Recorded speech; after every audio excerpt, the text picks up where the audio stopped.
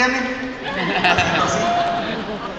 Entonces dice, mi pariente generoso desde muy temprana edad tuvo la fatalidad de coger un tic nervioso. Era formal, respetuoso y serio desde chiquito, pero siempre el pobrecito con el complejo vivía porque manera no había de quitarle el meneíto. En ese tiempo no había el adelanto de ahora y la cura salvadora al parecer no existía. Generoso no ponía un pie fuera del lindero, pero un viejo paluchero de esos que lo saben todo miró el caso y buscó el modo de llevarlo a un curandero. Ahí le dieron fricción, brebajes y cocimiento, lo embarraron con ungüento, le rezaron oraciones, le salieron verdugones que hasta el pellejo mudó, y entre lo que se embarró y el sacrificio del viejo le quitaron el complejo, pero el meneíto no.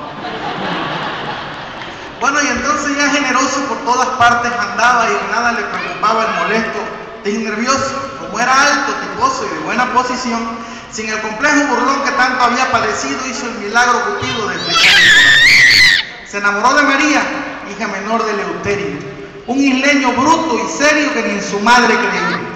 En el trillo un mediodía se la encontró de improviso, perder su tiempo no quiso y agarrándole una mano le dijo a un campechano, María, con su permiso.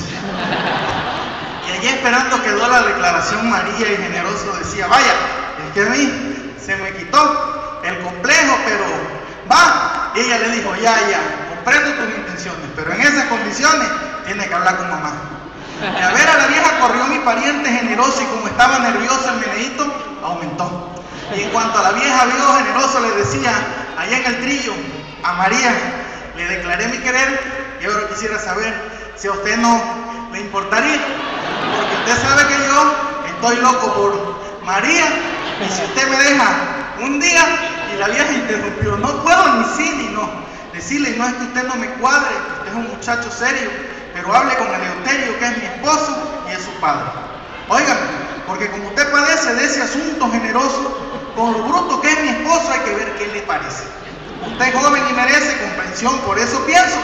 La vieja quedó en suspenso y él le dijo, campechano, nadie voy, le paso la mano y allí mismo lo convenzo, porque él tiene que saber que yo a su hija la quiero, porque es que un hombre soltero le hace falta una mujer.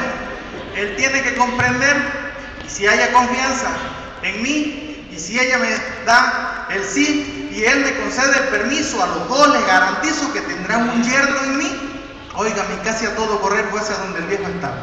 No, igual el meneíto aumentaba sin poderlo contener.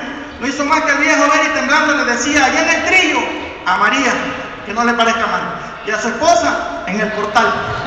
Y ahora usted también, querida. Y el viejo le dijo, así, maniático, sabandija, a mi mujer, a mi hija, y ahora viene a verse a mí.